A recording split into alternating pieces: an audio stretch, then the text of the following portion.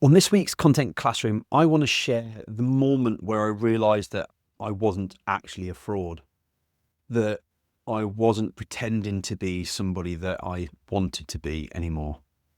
And it's the journey of when I got into content creation, before I created the business. And I was working in the AI consultancy in the SaaS business. Obviously, I came from a background where I knew nothing about marketing, about sales. I understood customers, I understood leadership, and that was about it. And I was learning, like, by the seat of my pants, figuring things out. We launched a live stream where I interviewed industry guests every week because I wanted to increase my knowledge on customer service industry, on the BPO industry, customer experience sector, but also because it gave me a networking opportunity. And then I was interviewing my CEO on his own podcast. And it was fun, it was interesting, but I still saw myself as an imposter, as somebody who didn't really know what they were doing. And it was an iterative process, right?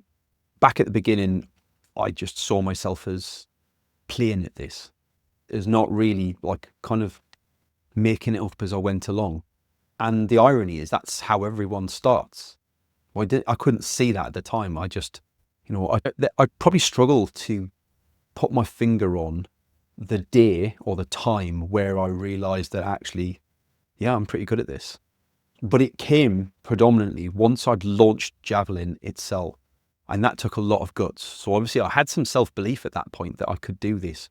But my faith was probably more in the process side of things and my ability to just give anything a go. But it was much, much harder to change how I perceived myself, even after I launched the business. And like a lot of you out there will also feel this same problem, right? This is all great and everything, but I'm really just a small business owner playing at this where the big boys are usually playing and they're doing it really well. And I started to get feedback from clients. And I think that is crucial for me for any of this is, I was asking for feedback on my videos. I was asking for feedback on my content that I was creating, and then asking for feedback on the content I was creating for other people. And the glowing responses that I got from people gave me confidence I could move forward and be something more than what I was and start to perceive myself in a different way. So I think that's the crucial thing is we need that external validation sometimes to get through to ourselves that we're actually much better than we think we are on the inside.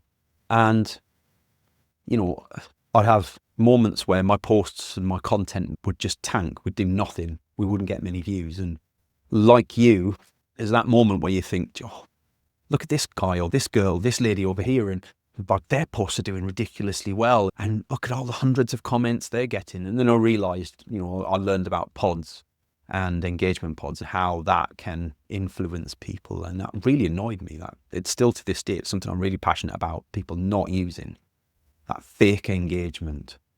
But like from the client's perspective and from the average creator on LinkedIn, like that sort of stuff's really demoralizing because you see these other people being incredibly successful. And how do I emulate that? How do I do what they're doing? You don't do what they're doing. You do what you're doing. You just get it better every day, every time you do something, every video you create, you get a little bit better. And I think the thing that really got to me was when I landed a friend as a client and they felt that I felt I could be completely honest and open with them and ask their real opinion of things.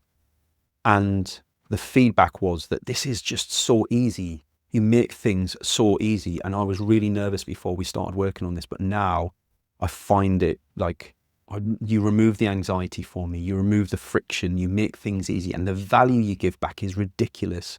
And probably, Paul, you should be charging more than you do.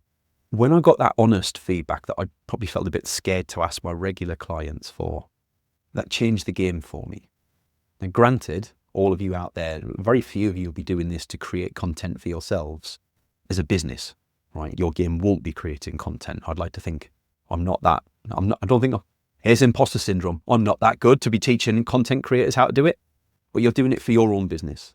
And if you're nervous about making the videos, that's a good thing because it pushes you out your comfort zone. But seek feedback from the people around you as to how it's coming across and what it's doing. But I would say bear in mind their position as an ideal client, right? Because you're making this for your clients, not for your friends, not for your champions. You're making it for your ideal clients and whatever they might look like. So when you're going to go and get the advice and the feedback on what you're creating, it needs to be from somebody who's as close to that demographic as possible so that you know it's landing with the right people. Let me know how you get on with that. My challenge to you this week is go and get one piece of feedback on the content you're creating and find out what's good about it, what's bad about it, what you could be doing better, what do people want to hear about from you, the ones that know you. Enjoy. I'll see you in next week's Content Classroom.